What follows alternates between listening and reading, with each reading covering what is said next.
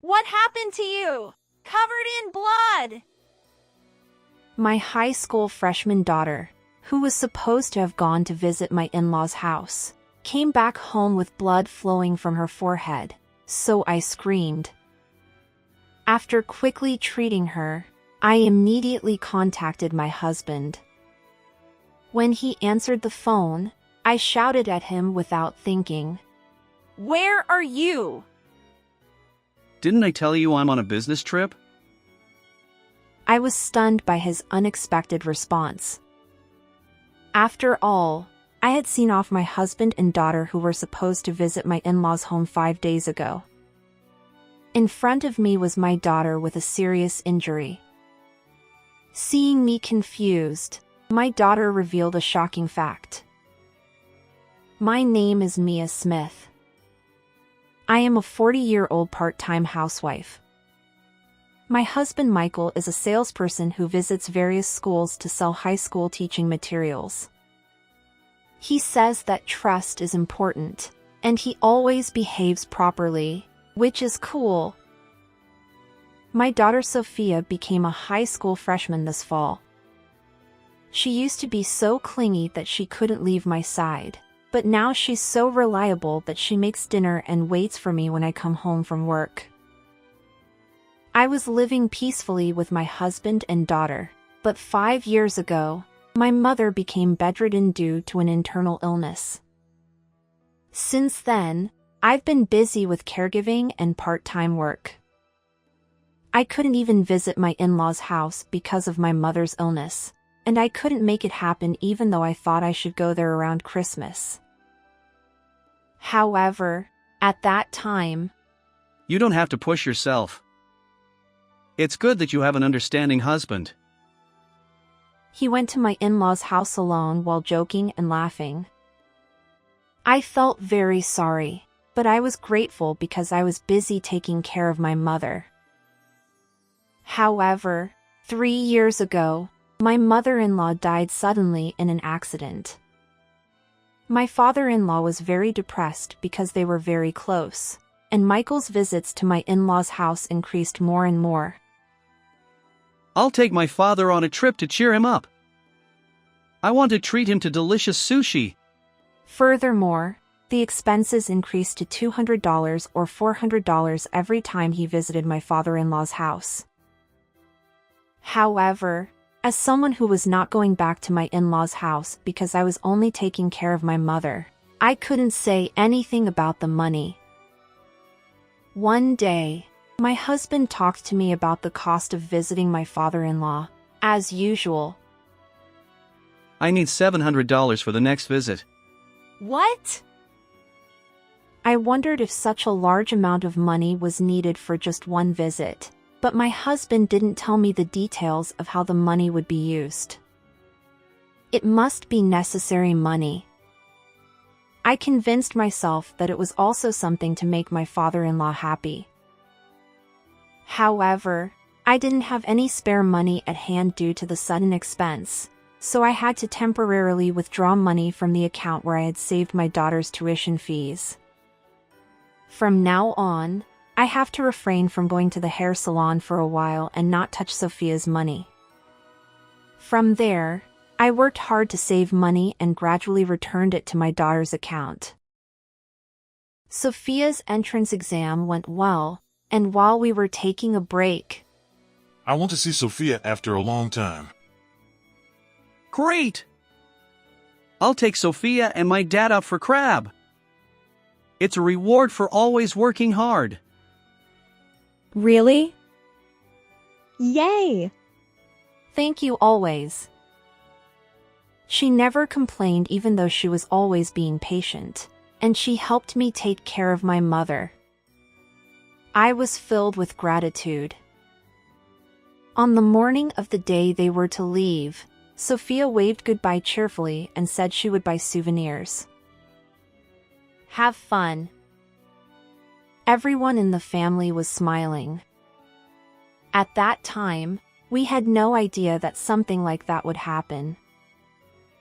It's been 5 days since Michael and my daughter went to my father-in-law's house.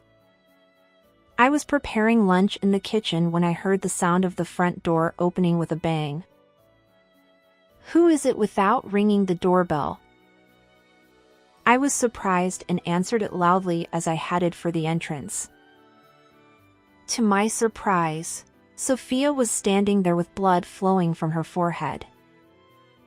What happened? I screamed, looking around to ask my husband what was going on, but he wasn't there. I brought my trembling daughter into the house and immediately called Michael. Where are you? I'm at work. Didn't I tell you I'm on a business trip since the day after I took Sophia to my father's house? I was in great confusion. I didn't know anything about that. And most importantly, Sophia came back home with a serious injury. She probably just fell. Teenage girls tend to exaggerate, so don't believe everything she says. Bye. He hung up the phone. I couldn't believe such a crazy story, so I couldn't just say yes, I see. While treating my daughter's wounds, I asked her, what happened? Did Dad go to work? Sophia, with a pale face and trembling lips, muttered, Daddy pushed me. I was surprised, but I listened to her story while gently rubbing her back. Then I found out an unbelievable fact. My husband had been keeping a secret from us, and he had hurt Sophia because she found out about it. That wasn't all. He threatened Sophia, who was bleeding, saying, Tell someone about this. Next time, you won't get away with just an injury. Just then, my father-in-law returned from his outing, and Sophia ran away from my in-laws' house while my husband was distracted. Fortunately, Sophia had some money, so she was able to take the train alone, but she must have been so anxious while hiding her injury and returning home. I will never forgive anyone who hurts my lovely Sophia. I was angry not only about my husband hitting our daughter but also about the secret he had been keeping. I vowed to take revenge. After hearing all of Michael's misdeeds, I picked up my smartphone to call my father-in-law, but was surprised to see a mountain of missed calls from him. Oh, I'm sorry. I was cooking and didn't notice the phone ringing. It's okay. More importantly, Sophia had an urgent matter and went back home. I'm worried if she arrived there safely, so I called many times. I was speechless after hearing my father-in-law's story. My husband had been covering up the fact that our daughter, who he had injured, had run away to our house with such a lie. So I told my father-in-law everything I heard from my daughter. I will take her to the hospital, so it's okay. But I can't forgive Michael. I want to punish him, so can you keep him at your house? My father-in-law agreed to help me and said he would convince Michael to stay at his house for a while. Meanwhile, I prepared to confront my husband by running around and getting everything ready. 5 days later, after the investigation of Michael's secret was completed, I headed to my father-in-law's house. When I tried to ring the doorbell, I saw my daughter running towards me, gasping for breath. Mom, wait a minute. I told you to wait at home. That's impossible. I need to settle this injury. I didn't want to show my parents fighting in front of Sophia, so I had planned to go to my father-in-law's house alone. However, Sophia was not going to be quiet. I think I have the right to speak up too. Sophia refused to back down. I was reluctant, but I accepted my daughter's anger and decided to fight with her.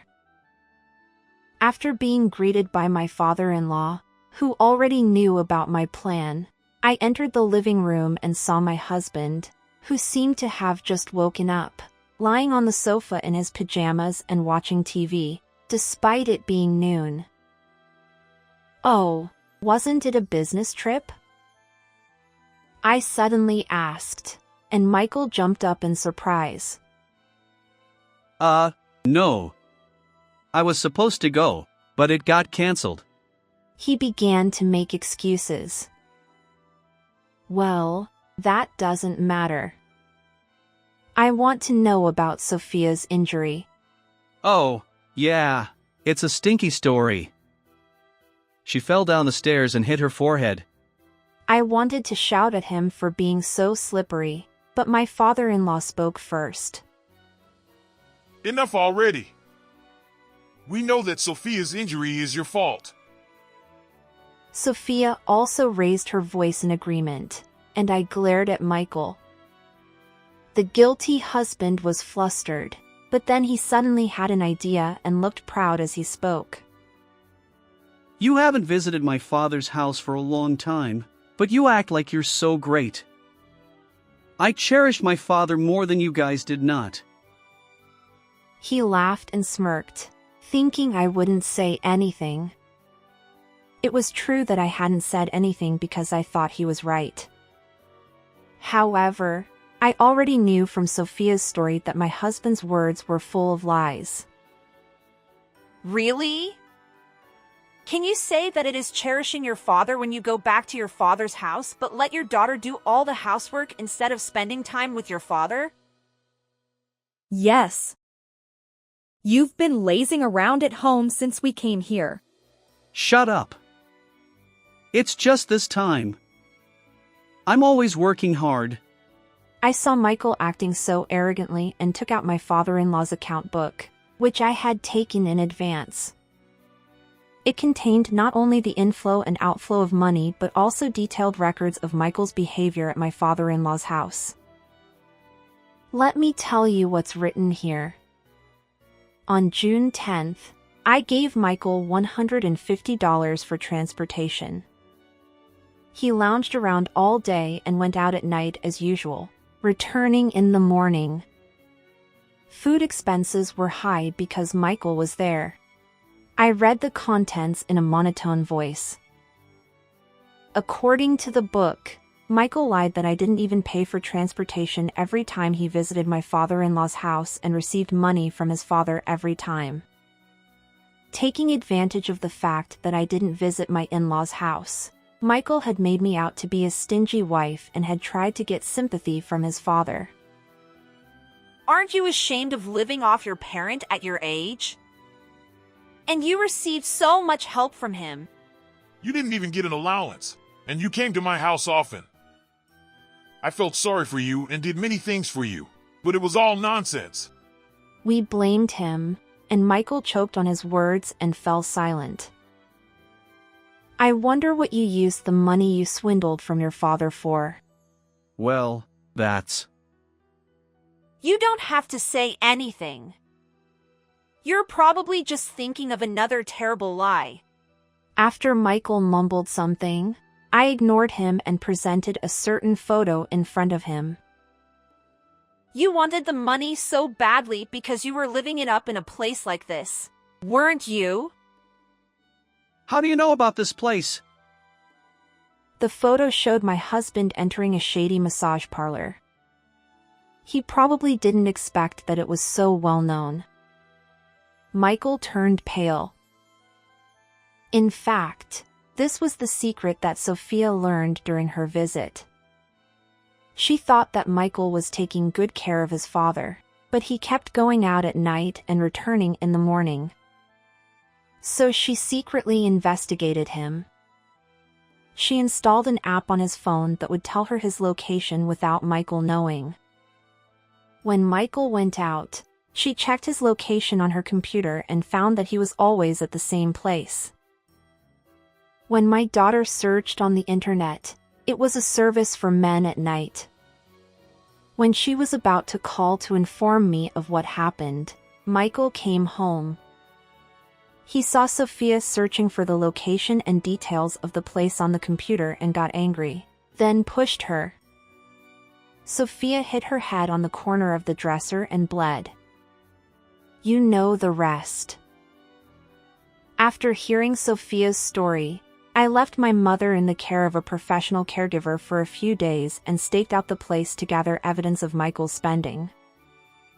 I took photos of him entering and leaving the place. When I saw my husband, who walked into the place with a light step, I was shocked. You used the money we saved for Sophia's tuition fees for this? Daddy is the worst. Given the irrefutable evidence of the photo, my husband muttered in a small voice. It's normal for a man to do this kind of thing.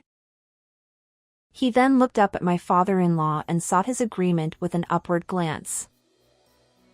What are you talking about? You can't afford to waste money on night outings when you have to pay for your child's education. I'm tired from work too. What's wrong with taking a break? My daughter sighed as if she were disgusted with her father's attitude. Mom, do you know what kind of place that is? Huh? No, I don't. I just took pictures and left. I thought so. Here you go. Sophia placed several sheets of paper with the place's homepage printed on them on the table. When my father-in-law and I peered inside, we saw that the girl working there was wearing a school uniform. Although everyone seemed to be an adult, it was a place where they provided services in cosplay. Huh. I can't believe I showed my daughter this kind of world at her age. I was filled with regret, but my daughter was unfazed. So this is what Daddy likes. Gross. She shivered as if she had a chill as she handed a piece of paper to her father. You don't have to say it like that. If the schools affiliated with your business partner find out that you love uniforms, it would be a huge problem. I can't imagine the company that sells teaching materials to the schools would continue to employ someone with such a fetish. My husband turned pale as I gave him a cold look. Oh, right. I immediately took out his schedule book. Since it had been left in his business bag, I was able to find it easily. I can see from this that all the schools you are attending are now known. Shall I contact these business partners about your lovely hobby? Please don't do that. I'm sorry. I went too far. I'll change my ways from now on. He must have realized that he couldn't get away with it. He began to tremble and sat down on the spot. He is apologizing desperately, but it's unforgivable that he has been going to the place for years, spending money recklessly, and even causing his daughter to get hurt. Who would believe a liar like Daddy? I'm ready to consult a lawyer and prepare for divorce. You will pay me compensation for the money you spend extravagantly so far. This is the end of our relationship. No. Don't do that. Gross. My husband tried to cling to Sophia, but she immediately avoided him and eventually burst into tears. We looked at him with cold eyes as he cried in such a pathetic manner. The divorce was finalized soon after, and my husband was ordered to pay $10,000 for his reckless spending and $20,000 in compensation. Then, somehow, his frequent visits to that place were discovered by his company, and Michael was fired. He was also cut off by his father and now lives alone in a rundown house. He is surviving on day labor, but he can't afford to pay the compensation, so he ended up borrowing money from shady lenders and is now living in fear of debt collectors. On the other hand, I had more free time after the divorce. With my daughter's help, My mother's condition improved dramatically, and she no longer needed care. Now, the three of us women live together happily and peacefully. How was this story? Please subscribe to our channel. See you in the next video.